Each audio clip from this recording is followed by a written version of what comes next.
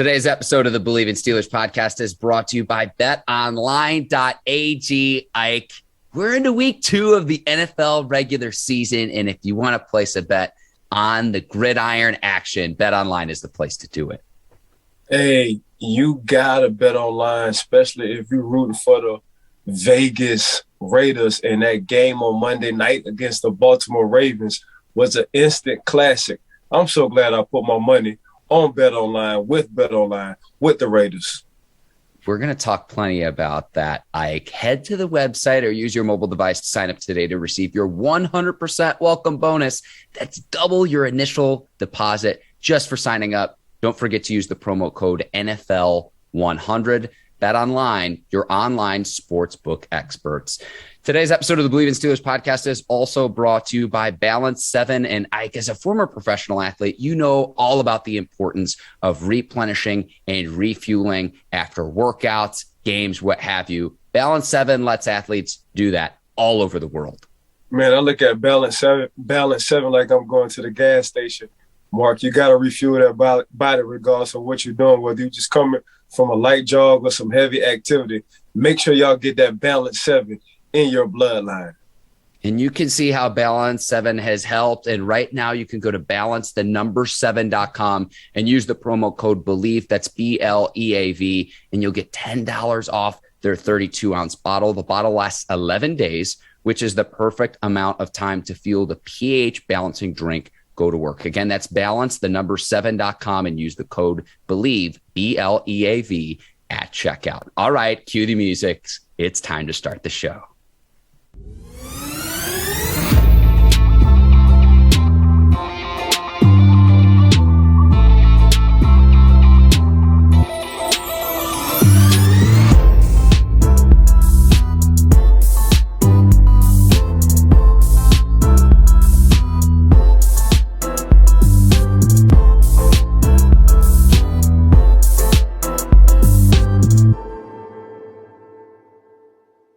And welcome into another edition of the Bleav in Steelers podcast on the Bleav Podcast Network. I'm your host, Mark Bergin, joined as always by my guy, 2-time Super Bowl champion and 12-year veteran of the Pittsburgh Steelers, Ike Taylor.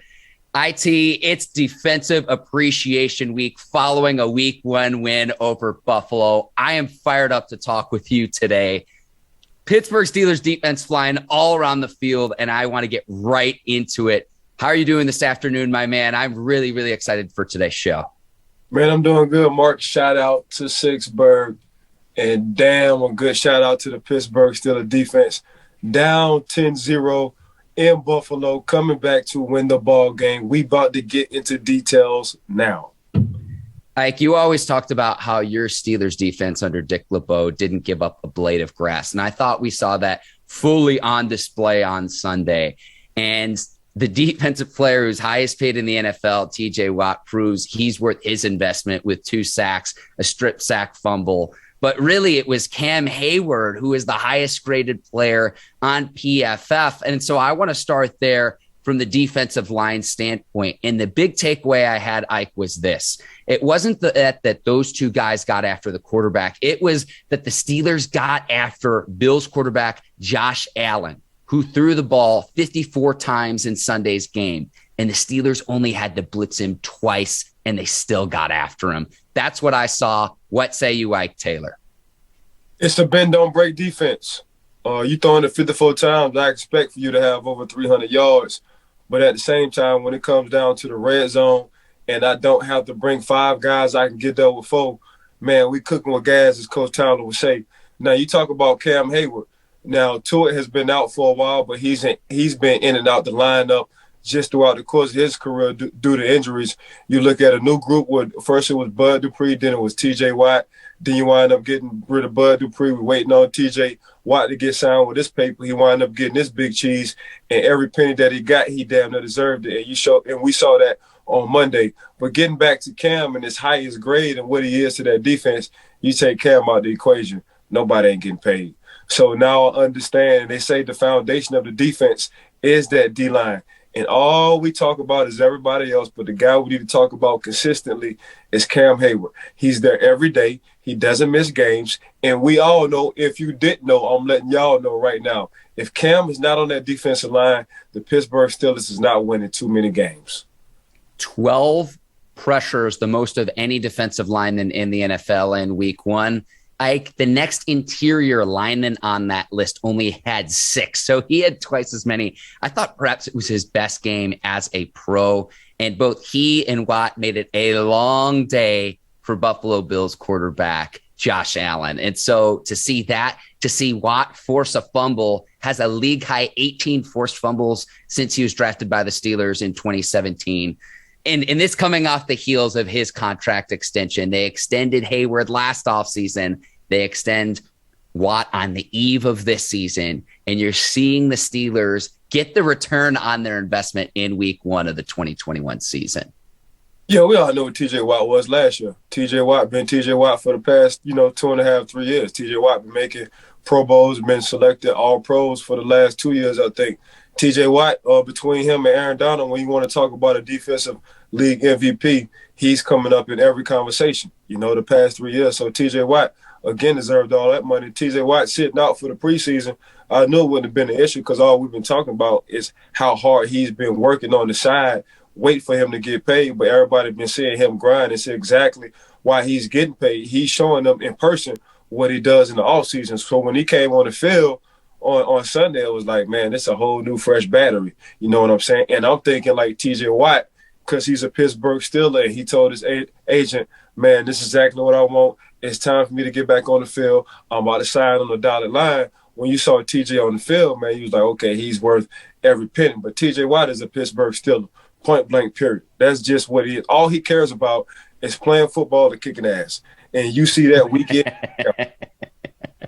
I love it. And I know you mean business, Ike. And I love the way that the Steelers mixed in Alex Highsmith and Melvin Ingram into that outside linebacker position, gave Watt some rest as well. And you saw the recipe the Steelers used Watt a season ago when he led the NFL in the regular season with 15 sacks. He played about 83% of the team's snaps. On Sunday, played 64 out of the 79 defensive snaps. Alex Highsmith had 42 and Melvin Ingram had 51. Mike Tomlin said after the game that he's not going to explain to media members week in and week out what that rotation is, because he considers all 3 players what he calls on the varsity level. So he considers all of them starters. And he also says that there could be situations where they use all 3 players. I'm talking TJ Watt, I'm talking Alex Highsmith, and I'm talking Melvin Ingram, all on the field at the same time. I like what I saw from all 3 players making plays for the Steelers on Sunday. So that's the creativity of DC, Keith Butler, head coach Mike Tomlin. When that's the adjustment, being down 10-0 in a hostile environment with a hot team ending the season very hot, even though they lost in the championship. And I'm talking about the Buffalo Bills. And they had high expectations coming into this season. And this is just the beginning, but at the same time, everybody kind of frowned upon Pittsburgh. If you listen to the commentaries, if you listen to people who, so-called experts, they're looking at Pittsburgh to be like a, 9-11 team, 9-10 team, or whatever. But Pittsburgh, whatever the math is, yeah, I got you, Ike. Yeah, I think that extra game messed me up. But I think 17, yep. I think internally, that goes to show coaching does mean a lot. Going with that high-powered Josh Allen offense, a turnover defense, because Buffalo, it's hard for them to stop the run, but at the same time, they cause havoc, and they do create a lot of turnovers. And we saw how it ended last year with the Pittsburgh Steelers when they walked into Buffalo. It didn't end well. So Pittsburgh could have went in the tank when it was 10-0, but the fact they adjusted and the creativity between the offense and the defense, and the offense got back to the old offense, even though it didn't look like that. Even though we're not going to control it totally, I'm talking about the clock and the running game. At least we're going to display the running game well enough for our passing game to have some kind of excitement, which they did. On the defensive side, it was just, man, turning up the notch, going from junior varsity to varsity, from varsity to college, from college to the pros. And you saw exactly what they did, and they shut down that Buffalo offense in the second half. getting some revenge from a season ago too, because this was a Bills team that handed the Steelers their second loss of the 2020 season, and they put out that recipe of how to beat Pittsburgh a year ago. I want to highlight, though, and move to the secondary. And I thought Cam Sutton playing opposite Joe Hayden at that right cornerback position was absolutely terrific. The 7-yard drop he had in the backfield on a 4th-and-1 play, I thought was a statement play. His ability to tackle from the right cornerback position too, Ike, was something that you talk and harp on here on the Bleav in Steelers podcast. It seems week after week after week after week, and we saw that on full display on Sunday. Your right corner, now I see you listening, Mark. Your right corner on any defense has to be one of your best tacklers. And the reason why, because a lot of your quarterbacks are left-handed. So predominantly they're going to be looking to the left. All the strength is going to be going to the left-hand side of the defense. So there's going to be a lot of weak spots. So your right corner has to be a good tackler. And what Cam displayed this week was a high IQ football level. You know, he didn't hesitate. What he saw, he trusted, he moved, and he made plays. And to be honest with you, if you want to give somebody not even the highest grade, but just the MVP of that defense for that game, you got to give it to Cam Sutton. I'm with you there, because that was one of the big question marks we had going into the season, Ike, is who's going to step up opposite Joe Hayden, who's going to step up in that nickel position, with the Steelers rotated throughout Sunday's game. And most impressively, I thought, was holding Stefon Diggs to less than 70 receiving yards. So why is that a big deal? Last season, Stefon Diggs, who led the NFL in receiving, receptions, and yardage, there were only 2 games a year ago where teams held him with less than 70 yards and scoreless, and the Steelers did that on Sunday. And I want to go back to Sutton as well. He was a guy, when I worked in Knoxville, Tennessee, I was at the NBC affiliate there, WBIR. He played at Tennessee while I was there in the 2 seasons under Butch Jones. And Alvin Kamara and Josh Dobbs were the big stars for the Tennessee Volunteers when I was there. This was 2015 through 2017, the time I spent there. But Cam Sutton on the defensive side of the ball was the playmaker for Tennessee. And it's awesome to see him when he's getting his opportunity at the NFL level now, when he needs to perform and he needs to shine, that he did that certainly on Sunday. And again, we came into the season with that as a huge question mark for the Steelers. But if game 1 is any indication of what's to come for Cam Sutton this season, I think this actually might be a position of strength. Whereas, again, going into the season, it was more of a question mark. It's just Cam Sutton time. You know what I'm saying? And I think Cam look at it like a lot of balls going to get thrown my way because of high level respect for Joe Hayden. You know, Joe have displayed over the course of his career, you can't fool him too many times. And if you keep trying him, he going to wind up making some plays on you. So where do you go? I got to go to the left side. I got a guy this is first year starting, because if I'm offensive coordinator, I'm going to think and do the same. So I'm going to go on Cam's side. And the way Cam held his own, now he's going to have to do this at least for 4 games for people to believe, that wasn't just a fluke game. So Cam hold that side down for the next 4 or 5 games, Mark, and we already know what Joe Hayden is doing on that side. It's going to be hard to beat that team, bro. I'm going to go ahead and let you know that. But if that's the only thing I say with Cam, he started off hot, and as a corner, you got to start off hot because you got to have a lot of confidence. But I'm sure Cam is thinking the same way I would have thought. This is my first year starting. They're not going to really try a veteran guy like Joe Hayden because he makes them pay. I got to be able to get on that level, and the only way I will get on that level is being consistent. And the more games and the more times I keep my tape hot, like Coach Tom used to say, keeping your tape hot, that means you're making plays after plays after plays after plays, the more they'll leave you alone. So, man, if Cam start doing this, and this is inside and out, because, of course, he plays the nickel inside when they go to the nickel packages. Well, if Cam start doing that, man, you got to watch out for this defense, man. It's going to be hell because you're already getting that pressure from that front 7. To piggyback off that too, like we both know that Joe Hayden at the age of 32 in a contract season is going to be very, very greedy.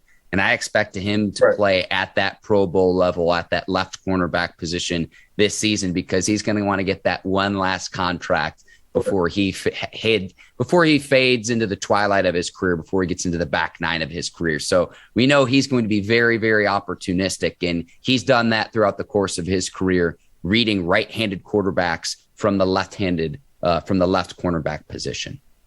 I mean, Joe got over 100 million, so of course he doing more than being greedy.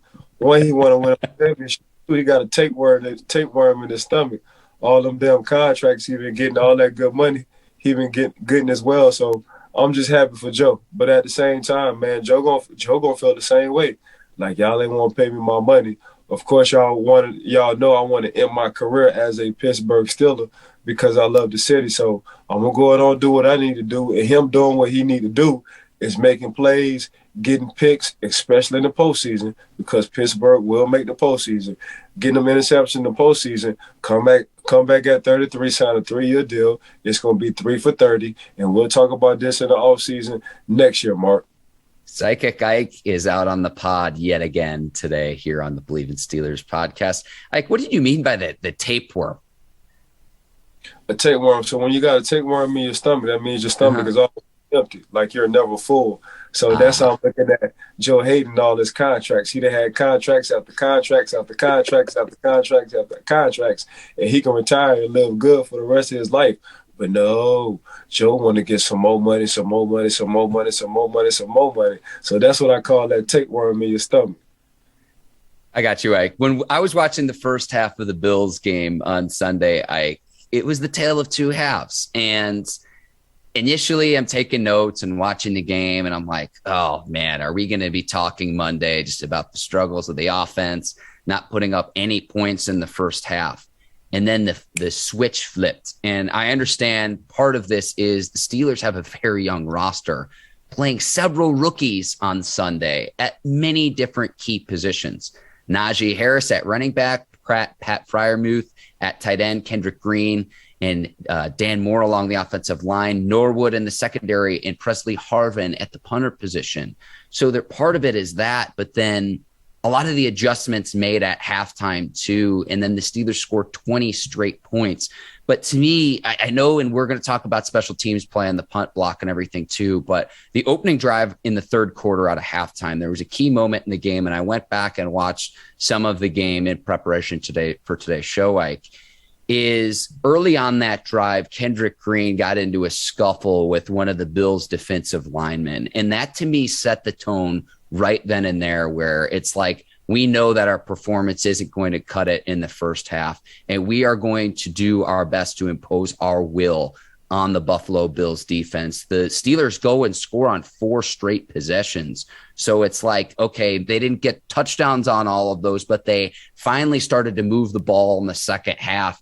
And they made those key adjustments where in the first half, it was like, can the Steelers offense do anything? Because you're putting so much pressure on your defense. And that was also reflected, like you talk about controlling the clock in time of possession. In the first half, the Steelers only had the ball for 12 minutes. So I credit the coaching staff to make those adjustments, but really the key point in the game came in. There was a scuffle with Kendrick Green with one of the Bills' defensive linemen. It was very, very brief at the very start of the third quarter, but that to me set the tone for Pittsburgh in the second half. That's exactly what you want from your offense and defensive linemen.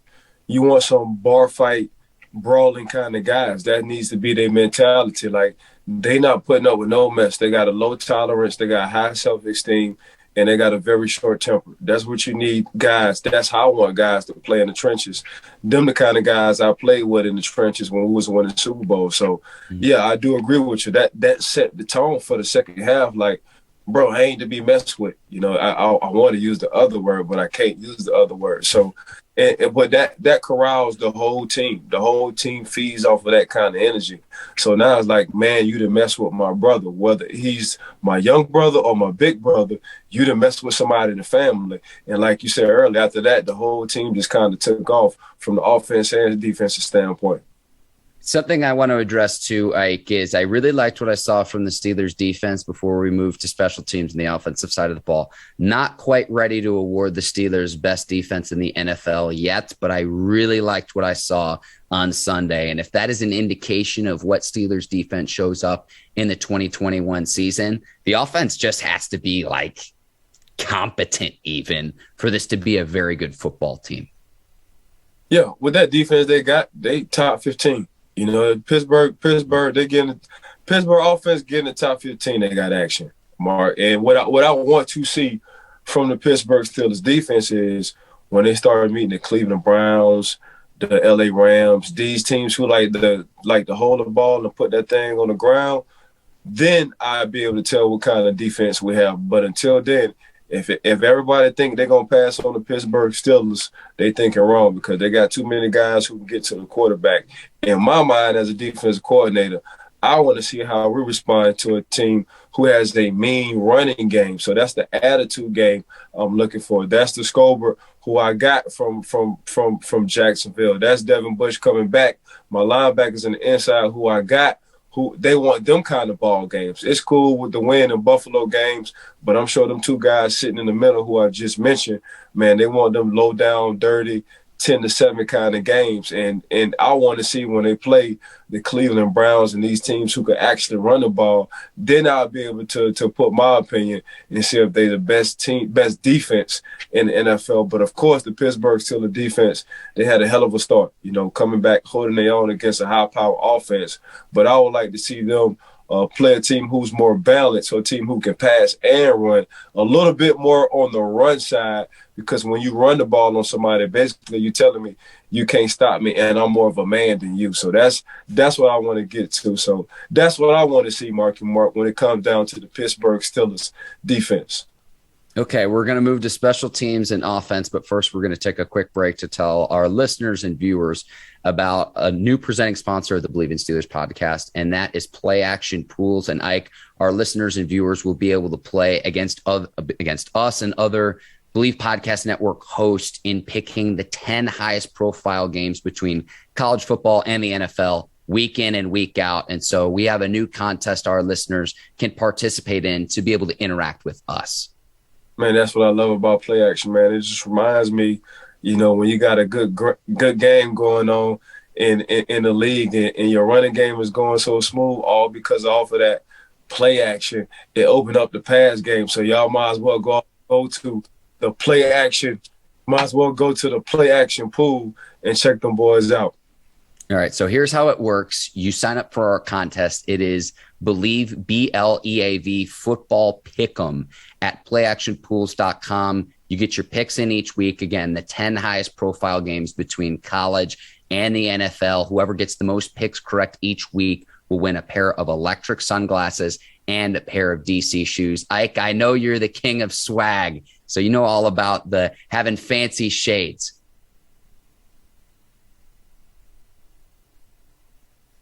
And I think Ike, as I was saying, as the king of swag, as you ooze swagger, the epitome of swagger, you know all about the importance of having a nice pair of shades. Oh, 100%. I'm not as cool as you, Mark, but I like to put myself I don't know about that. On a pretty swaggy level, so yeah.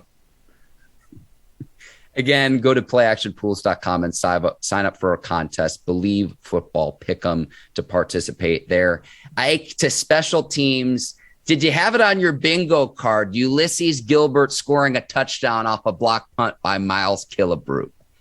Nah, I didn't, but at the same time, Mark, this is what I tell people, man. You win games off of special teams. You know, the better your special teams, the better your team will be. I think people forget there's 3 phases to football because we get so caught up in offense and defense. The true football fans understand how good special teams is. So to actually score, either you're scoring when you score on defense or special teams, you put your team in a hell of a position to win a ball game. I forgot the percentage. I think it's close to 90-something% when you score on defense that you should win a ball game.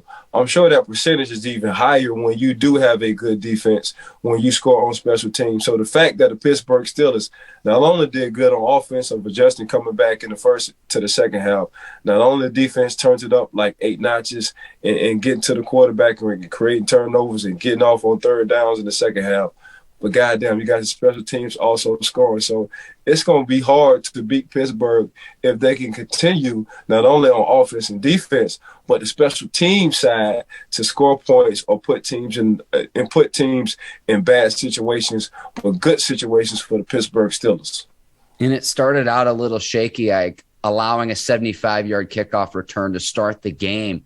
But beyond that, I mean, we talked about Chris Boswell going into the season, having a new placeholder in Presley Harvin III, and then a new long snapper in Christian Kuntz this season.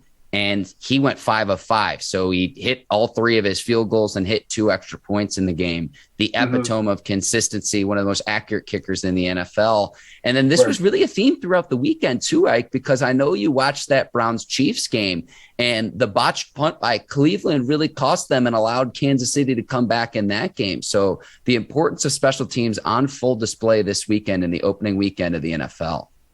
Man, we saw it with Cleveland. It took the air right out of them, and it gave Patty Mahomes a whole new outlook, a whole breath of fresh air. Cleveland would have put them in a bad situation. Their defense was playing pretty good at the time. They would have probably got 3 points or probably would have got off the field. Then Cleveland would have gave the ball back to Kareem Hunt and Nick Chubb. But the fact that the punter had fumbled the ball, it put the Kansas City Chiefs right back in a good situation, a good field position. They wound up just taking it from there. So, like you say, man, that is the importance of special teams, man. When your special teams is clicking on all cylinders, you damn near going to have a good team regardless of whether it's helping the offense or the defensive side.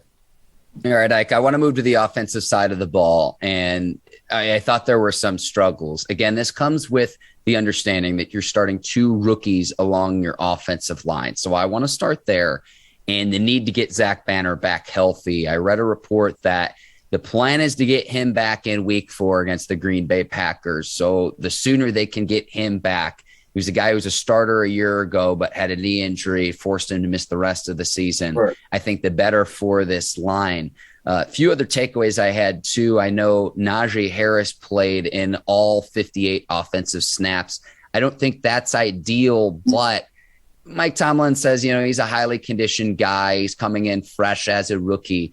I don't want to have him, bear too much of the load early on. But again, only 58 snaps. I thought the offense played better in the second half. Now, if they play the way that they did in the first half against a higher powered offense, a team that could put up a lot of points on the board, I did have some concern that if Buffalo had even gone up, say 13, Ike, that can the Steelers even mount a comeback down only 2 scores?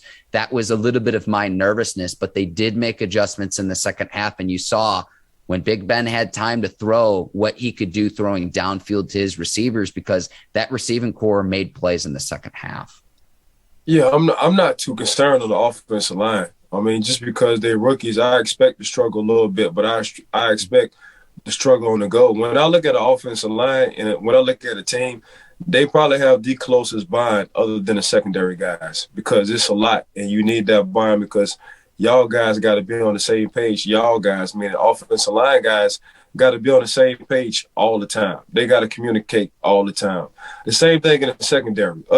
We can be off from the front 7, but if all of us on the same page on the back end, we're not giving up a touchdown. If one of us is off in the secondary, we're giving up a touchdown. The same way when the offensive line, when you don't communicate with the offensive line and you don't relay or you don't pick up the hot read or the mic, you can't relay that to the tight end or the running back behind you, so it messes up everything. But as far as like camaraderie and guys figuring it out ASAP, it's going to be that offensive line. I think them boys are, my personal opinion, just offensive line guys I know, they're the closest knit group out of everybody on any team. That's just how it is. So the 2 rookies on the offensive line, they understand, man, we rookies, that don't mean we got to play like rookies. And, yeah, they struggled in the first half, but the second half, they button everything up. So I'm not worried about that. I think they're going to put Najee on the pitch count because they understand it's 17 games in the NFL now. So I think Coach get it.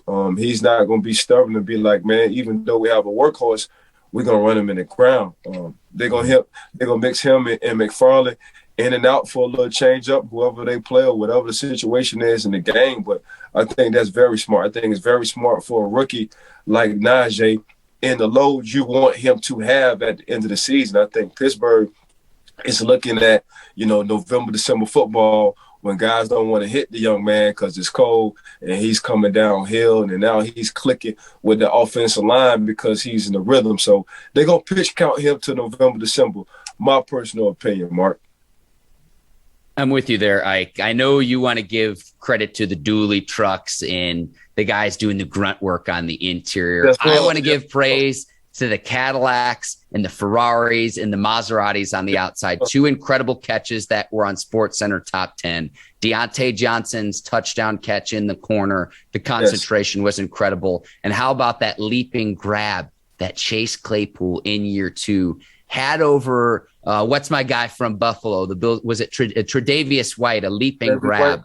Yeah. Yes. An absolutely incredible catch. Those two plays I thought were outstanding. Both players' athleticism on full display and the level of concentration. I thought those were two huge plays in the second half for the Steelers.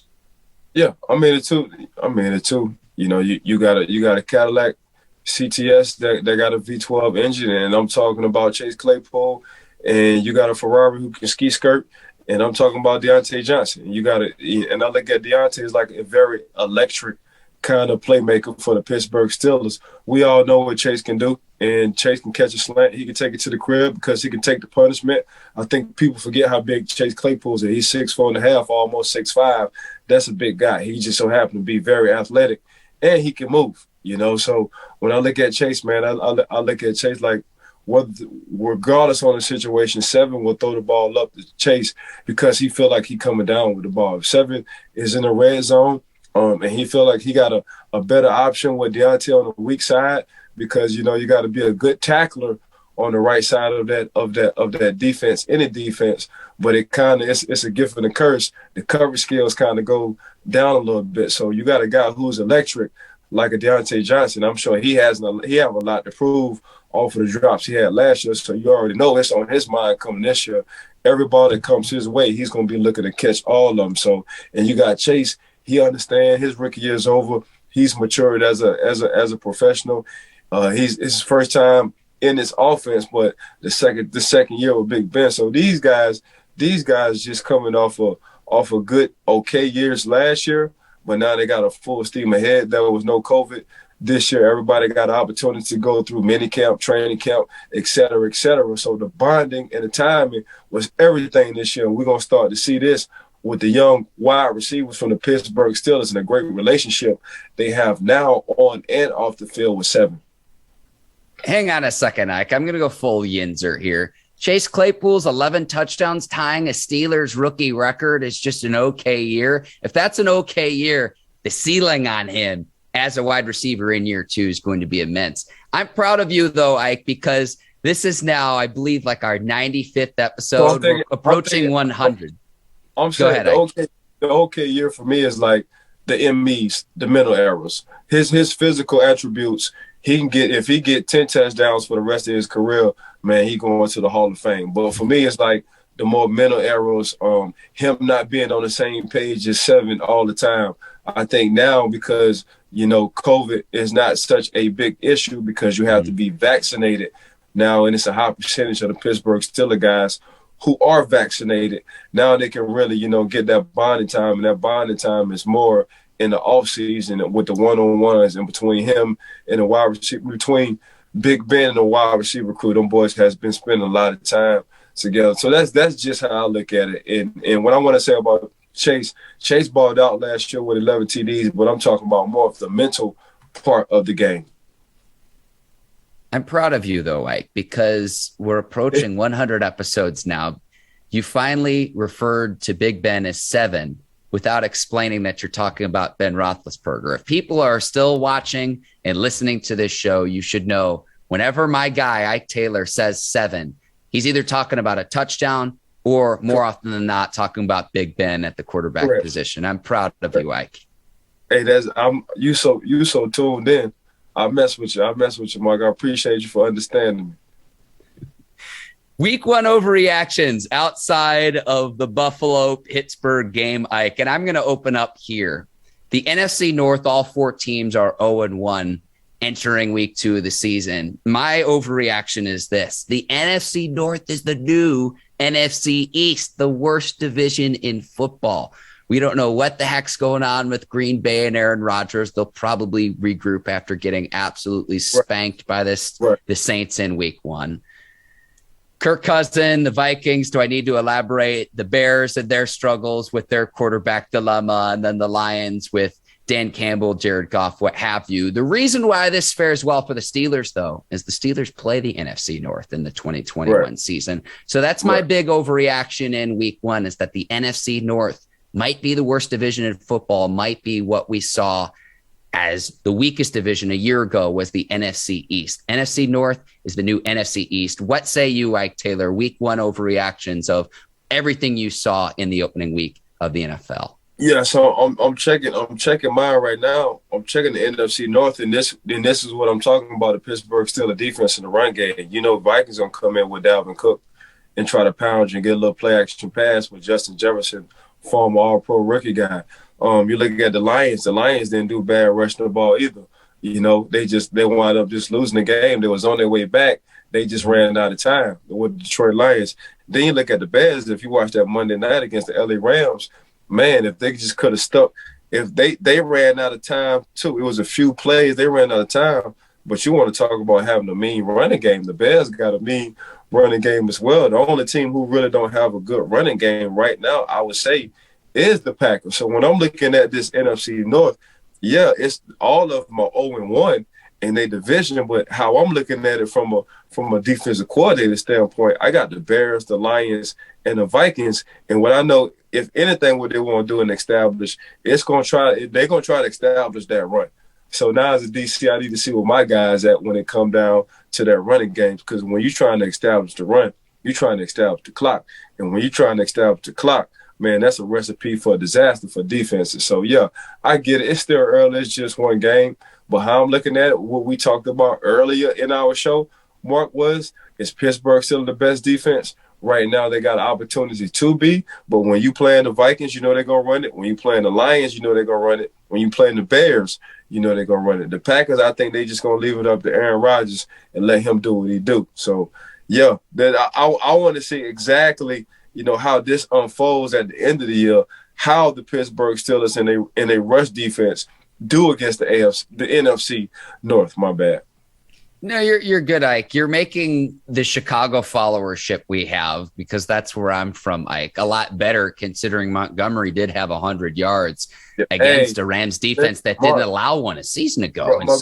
Montgomery was running his tail off. You can say what you want to say. Yep. That young man was hitting the hole, and he was hitting the hole with a lot of violence on his mind. So, and that's what I'm saying with Pittsburgh. Pittsburgh got to get their mind right, and don't let Justin Fields be in that backfield. So now you're gonna have 2 runners. Usually, when you got a quarterback who really can't move, it's 10 on 11. So now I'm doing stuff schematically. Now you put Justin Fields back there, it's 11 on 11. And then we're going to have hell back there. So I'm telling you, watch out for the Chicago Bears. It's just going to be a matter of time, because Andy Dalton didn't pass over 15 yards that game. Watch out for Justin Fields and watch out for this offense, because they got a defense. They just need the offense to catch up. Ike, we go out west. The NFC West is a gauntlet yet again.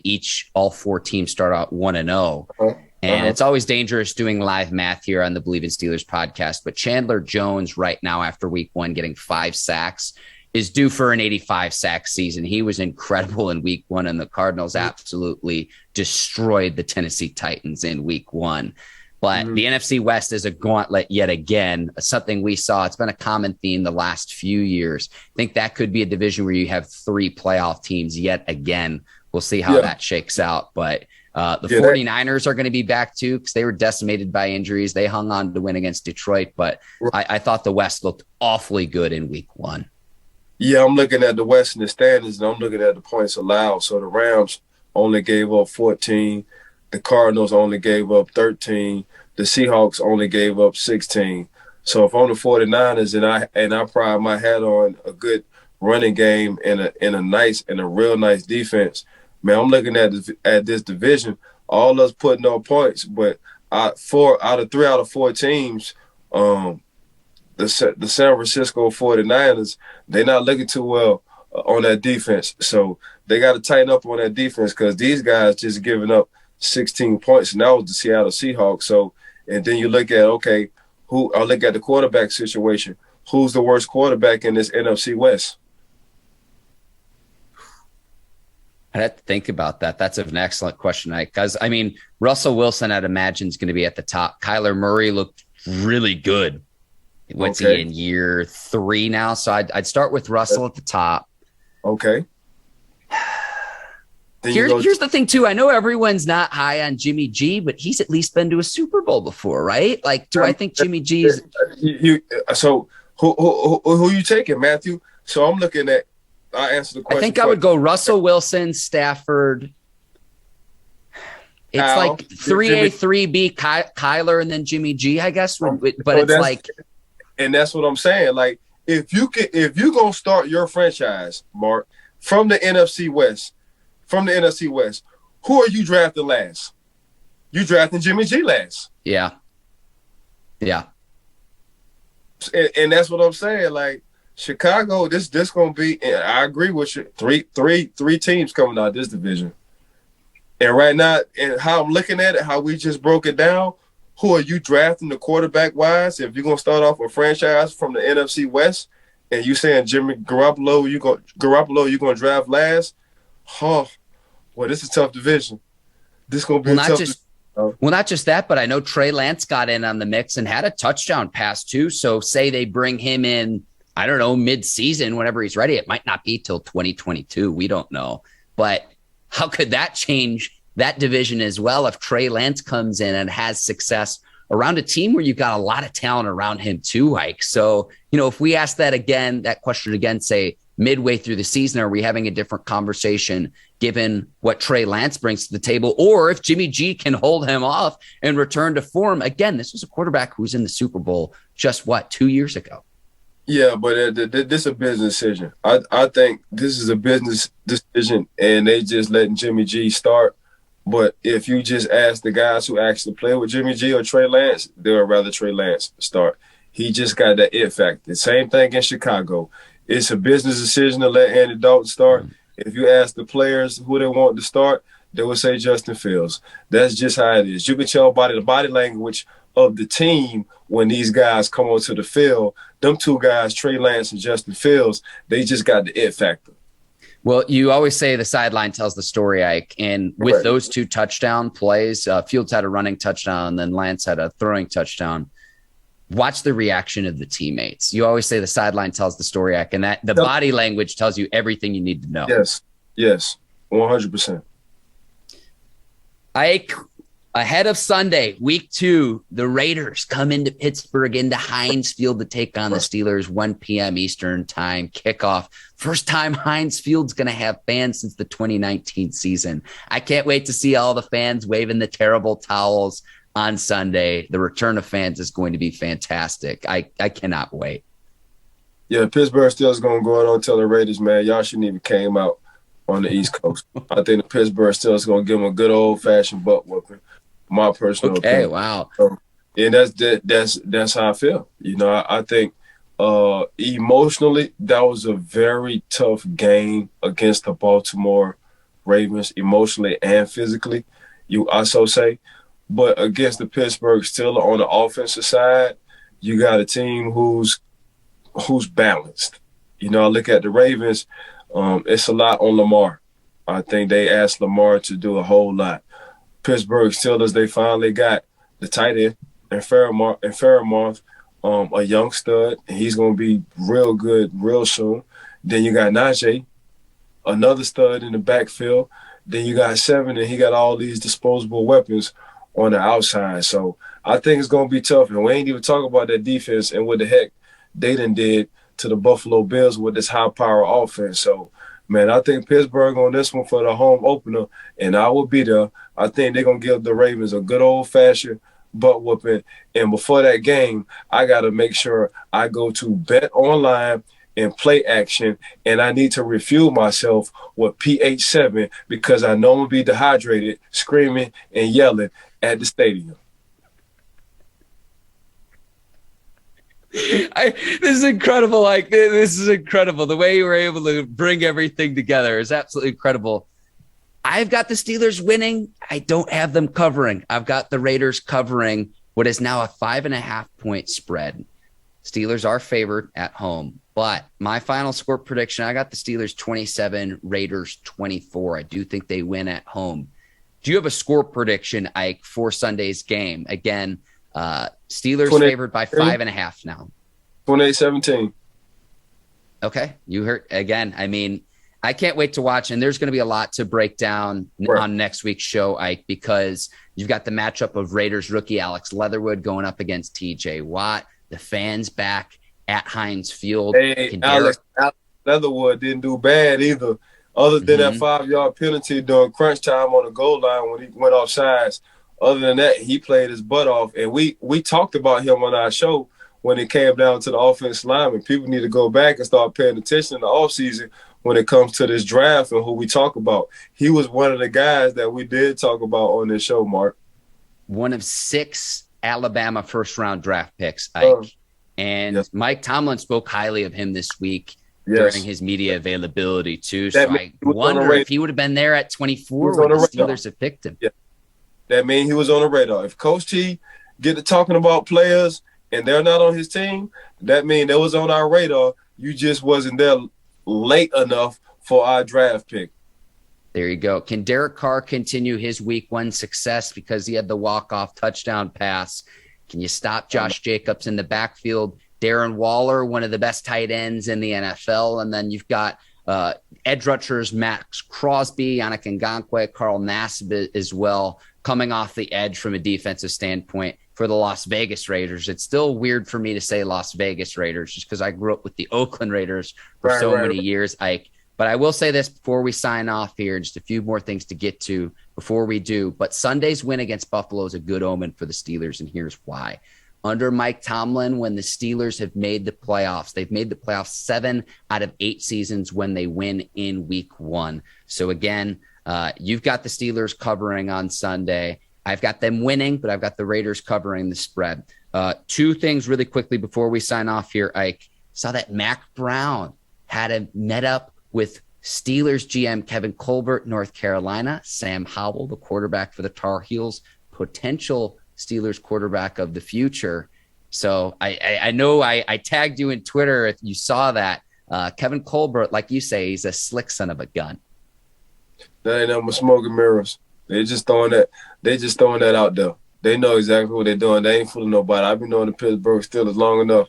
I like that move. Now see, they got us talking about this, and we just in the first week for the NFL, and we talking about Kevin Colbert and this slick stuff slide down to Chapel Hill and checking out a quarterback. But understand where they might go though, even though they might not get him, because I'm expecting this guy to be a high round draft pick. They're looking at a quarterback. I think the next quarterback, they will not be showing any pictures. They just throwing that out there. Okay. And then Thursday night, Giants at Washington football team. Daniel Jones hasn't lost to Washington yet in his career, but I'm going to take Washington favored at home by 3.5. Yes. I think they cover at home. I like that defense in an NFC East matchup. Yes. I don't want no Heineken. Give me a Heineken. I'm liking Taylor Heineken at that quarterback position for the Washington team and that defense. I like what they got going on. I'm sure they got something to prove, because last week they kind of got manhandled. You know, them 4 first-round draft picks ain't do too well. But the fact that Taylor Heineke came in the game and we saw what he possessed, and he ran out of time just as well. So I think he's going to still kick it off on what he did in the playoffs on getting them boys excited and almost beating Tampa Bay again. And so I think the team just they feel better when Taylor is at quarterback, my personal opinion. So I also have the Washington team winning, and I'm going to go with you by the 3 points. Something about the name Taylor. 100%. I think that just about wraps up our show here on the Bleav in Steelers podcast today. You already gave a shout out to all of our sponsors, but again, Bet Online, Play Action Pools, and Balance 7. I want to give a shout out to you, Ike, my co-host. You're the absolute best. The Bleav Podcast Network and the folks over at Brinks TV, led by John Brinkus, Courtney Vargas, and my guy Herbert, who filled in last week and did an excellent job. So thank you to the yes. Thank you to the Brinks team, and again to you as well, Ike. I appreciate you, man. I got to give a shout out to Bet Online. If anybody want to do some kind of betting, man, make sure y'all go to Bet Online, go to Play Action Pool, and if you dehydrated or something, or you just feeling kind of woozy because you had a tough workout, make sure y'all go to PH7 to get that refuel. We call that 93 octane, that premium, baby. So giving a shout out to Brinks TV, give a shout out to my dog, Marky Mark, one of my best guys in the world. Miss Courtney and her crew from Brinks. Appreciate y'all. Bleav in Steelers podcast. Appreciate y'all for giving me and Marky Mark this opportunity. Want to thank everybody for tuning in and listening. Make sure y'all 5-star us, please. Review and rate. IT in this thing with my dog, Marky Mark, Bleav in Steelers podcast. For Ike Taylor, I'm Mark Bergin. Thank you for listening to the Bleav in Steelers podcast. We'll see you next week. Take care, and so long, everybody. Peace.